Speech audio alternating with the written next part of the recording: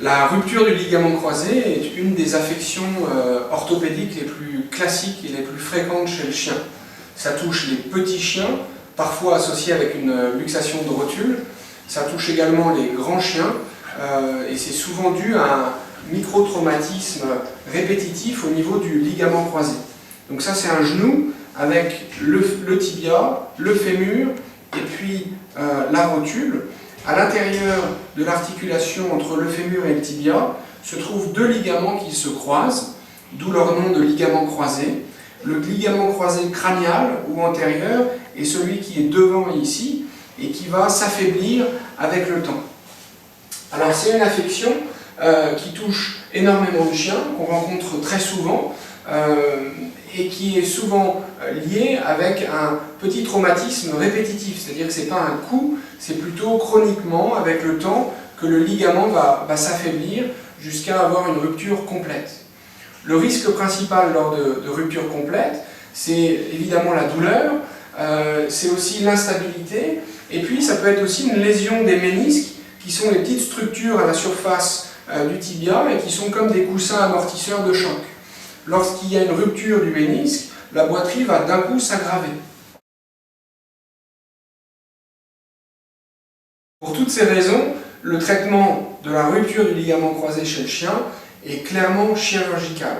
Il y a pas mal de personnes qui ont essayé un traitement médical, qui ont fait des études, qui ont montré que malheureusement, avec le temps, même si on fait de la physiothérapie, même si on fait de l'ostéopathie, même si on fait des traitements anti-inflammatoires et des traitements antalgiques pour la douleur, la boiterie progresse. On peut avoir des petites améliorations temporaires, mais indéniablement, à la fin, on va avoir une boiterie qui va s'aggraver avec une arthrose qui va être très importante. Au niveau des chirurgies, il existe plusieurs techniques qui ont été tentées, qui marchent pour certaines très bien.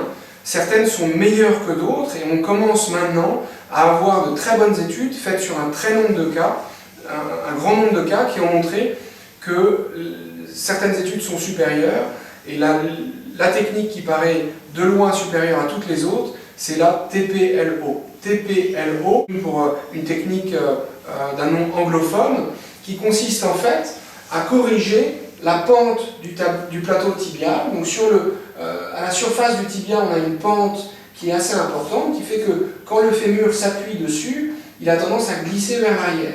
C'est le travail du ligament d'essayer de retenir ce fémur, et évidemment, sans doute la cause de la rupture, mais aussi la conséquence des signes cliniques lors de rupture est liée au mouvement, à l'instabilité qui existe au niveau du genou lorsqu'il y a une rupture.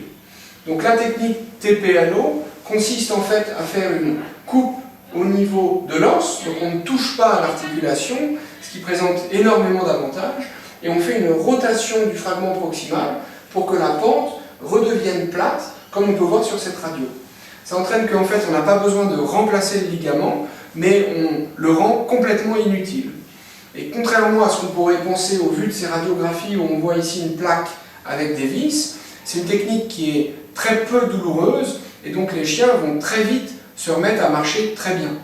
Ce qui présente énormément d'avantages, surtout pour les chiens actifs et les chiens sportifs.